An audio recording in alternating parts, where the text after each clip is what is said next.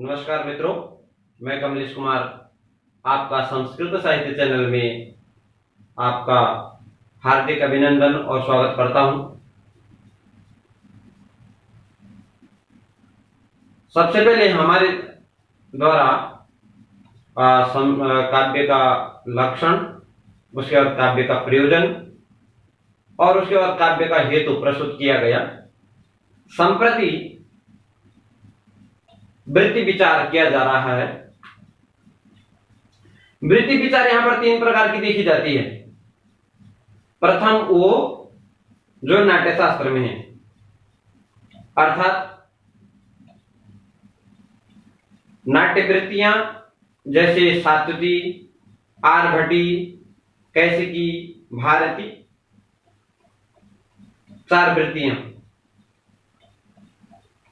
पुनः दूसरी वो रीतियां हैं, दूसरी वो वृत्तियां हैं जो रीति और वृत्ति हैं। आचार्य मम्मट और जगन्नाथ रीति और वृत्ति में कोई अंतर नहीं मानते हैं। काव्यगत जो वृत्तियां हैं, अर्थात जो गुण है रीति। जैसे कहा कि माधुर्य व्यंजक वर्णे हैं उपनागरिका उच्यते, अर्थात माधुर्य आदि व्यंजकों से युक्त उपनागरिका वृत्ति होती है। माधुर्य गुण है और आचार्य के मत में माधुर्य गुण है, परंतु यह वृत्ति क्या हो गई? उपनागरिका। दूसरा कहा ओजः प्रकाशक वर्णैः परुषा, अर्थात ओज प्रकाशक ऐसे वर्ण, उनसे क्या होती है? परुषावृत्ति होती है। अर्थात कठोर वर्णों का जहां प्रयोग होता है तो सामान्य से है, जहां पर कोमल वर्णों का प्रयोग होगा उसका प्रयोग संभोग श्रृंगार, विप्रलंब श्रृंगार, करुण, शांत रस में इसका प्रयोग होता है। और इसका प्रयोग अधिकतर जो होता है वैदर्भी रीति में इसका प्रयोग किया जाता है।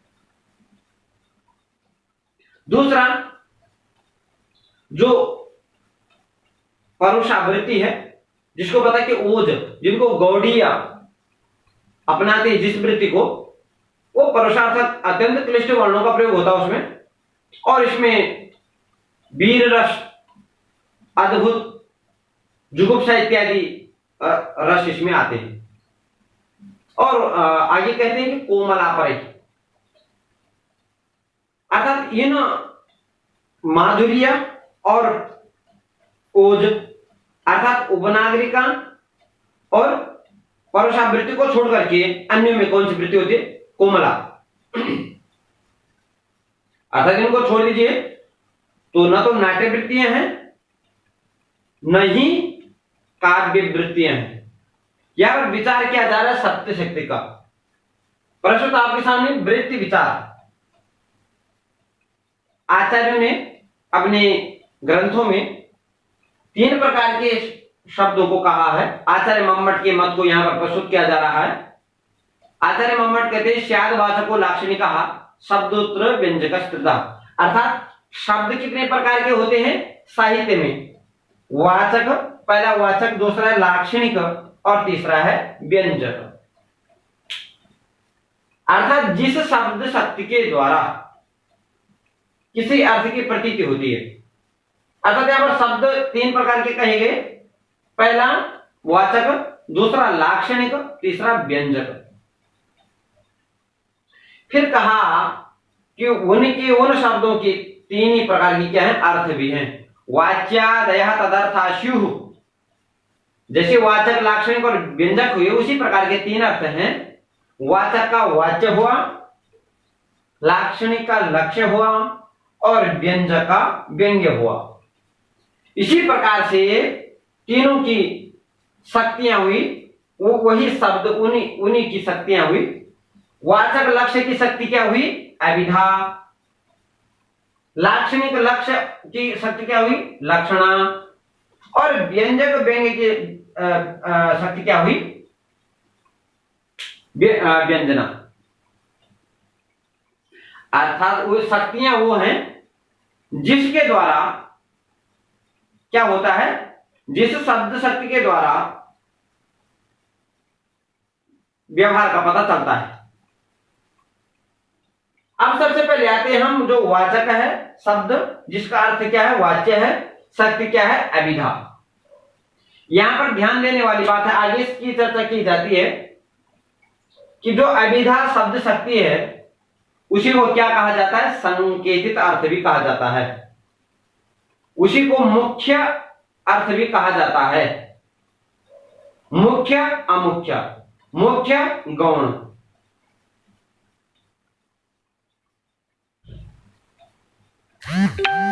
यहां पर आचार्य आनंदवर्धन ने जैसे कहा कि योर्थ सहृदय श्लाघ्या काव्यात्मेति व्यवस्थितः वाच्य प्रतीयमानाख्यो तस्य भेदो उभौ स्मृतौ। तो उन्होंने वहां पर शब्द अर्थात मुख्य और अमुख्य दो शब्द शक्तियों को स्वीकार किया है। इसी के बारे में बात करते हैं कि ये जो अभिधा शब्द शक्ति है, इस शब्द शक्ति का जो व्यापार है वह 8 प्रकार से ग्रहण किया जाता है। कितने प्रकार से? 8 प्रकार से अभिधा शब्द शक्ति का ग्रहण किया जाता है। देखते हैं, कह रहे हैं कि शक्ति ग्रहम व्याकरणोपमान कोशाप्त वाक्याद् व्यवहारतश्च वाक्यस्य शेषाद् विवृतेर्वदन्ति सानिध्यतः सिद्ध पदस्य वृद्धा। कह रहे हैं कि उस अभिधा अर्थात मुख्य वृत्ति को 8 प्रकार से जाना जा सकता है। पहला व्याकरण के द्वारा उस शक्ति ग्रह को, व्याकरण के द्वारा अर्थात शब्द शास्त्र के द्वारा। दूसरा है उपमान के द्वारा कि उसमें किसी भी वस्तु में सादृश्यता ला करके, ऐसे उपमान के द्वारा। तीसरा करें कोश के द्वारा, अर्थात जितने भी कोश ग्रंथ हैं, चाहे अमर कोश हो, चाहे वैजयंती हो, चाहे और भी अन्य जो कोश ग्रंथ है उनके द्वारा। चौथा आप्त वाक्य के द्वारा। पांचवा व्यवहार के द्वारा।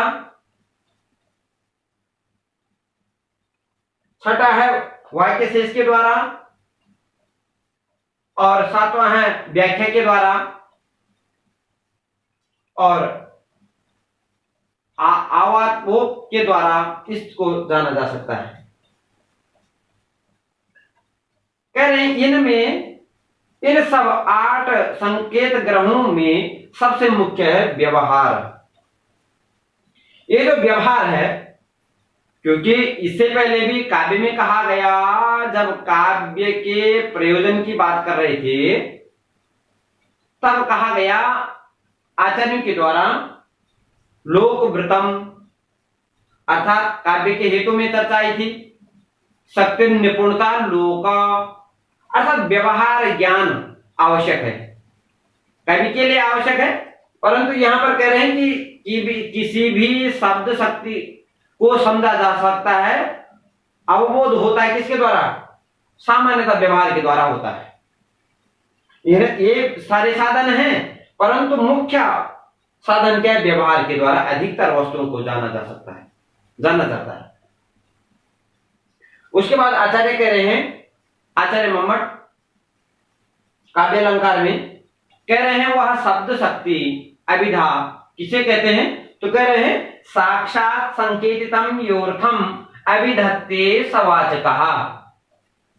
ऐसा शब्द अर्थात वह वाचक जिसके द्वारा, जिस शब्द शक्ति के द्वारा स्पष्ट रूप से, और स्पष्ट रूप से नहीं, स्पष्ट रूप से क्या हो? संकेतितम यो अर्थम, जिस शब्द शक्ति के द्वारा प्रसिद्ध अर्थ का बोध होता है, अर्थात यथार्थ अर्थ का बोध होता है, वह क्या है?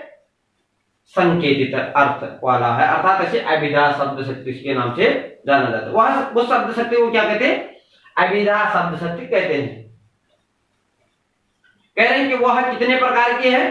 तो कह रहे हैं वह 4 प्रकार की है। कह रहे हैं संकेतित चतुर्भेदो जात्यादि जातिरेव वा।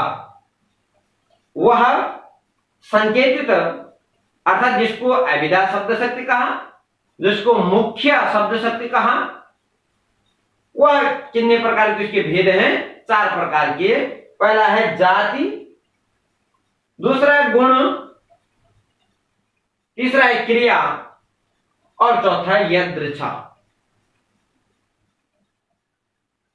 अब जाति, जैसे बोले गौ में रहने वाली गोत्व जाति होती है, तो यहां पर देखिए, स्पष्ट देखिए, गौ में रहने वाली गोत्व जाति, गोत्व।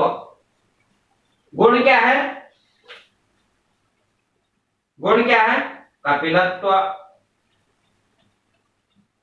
नीलत्व, नीलत्व कर सकते हैं, नीलत्व।